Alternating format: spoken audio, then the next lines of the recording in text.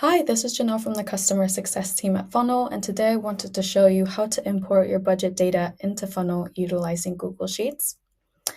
On the left-hand side here in our sheet, we have the dates listed, and then next to that we have the budget, and then next to that we have the currency. For the date, there are multiple ways in which a month can be expressed in a budget sheet. So it could be the way that I have it here, or you could put January 2024, Jan 2024, 2024-01, etc. Since the final goal is to compare that budget for a month with cost, we recommend adding the entire budget to the first day of the month in the sheet. Funnel can recognize these dates and will auto-map the budget to the correct month. Now that we have all of this set up, we can go ahead and jump right into the Funnel subscription, where we would like to set up this specific data source. So we will be in the data source tab, and then if you clicked into connect data source and type in Google Sheets, you just click on your credentials, and then from here, you can paste the link to that specific spreadsheet that has the budget data and click load sheets. Then it will ask you to choose which sheet your budget data is in. Mine is in the one sheet that's in it called 2024. And then here in the data preview, you can double check that your data is coming out as you would see it in that specific sheet. If all looks well, once you've checked, then you can go up to the right-hand side and click next. Over here, there'll be some details provided. So the spreadsheet name, the sheet that you've chosen, and then the import frequency, which would be hourly. Then over here, you can locate your data more specifically. So we've identified that row number 1 is the headers, so to not count that towards the actual data. And then we can specify that the data actually starts in row number 2. You can adjust this as so, and then we have the field section here where you can choose the units, the precision, aggregation, and format of the specific fields.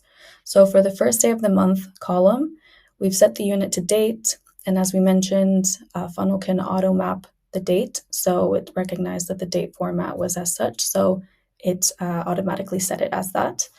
And then the second column which would be budget, will always be set to monetary, and then you can choose which precision you would like it to be in, and make sure that it is always set to aggregation as sum. And then lastly, for the currency column, it will always be set as a string. Over here, you can choose which currency type you would like. So if there is no currency stated in the sheet, you can go ahead and state it in here. Or if you would like the currency to be set to the field containing currency, then we have this option here, which we already have set as. Lastly, for the date section, make sure that it is always listed as data by daily date and that this is the column that's being taken into account. Once we're done with all of this and everything looks good, you would simply go to connect the data source.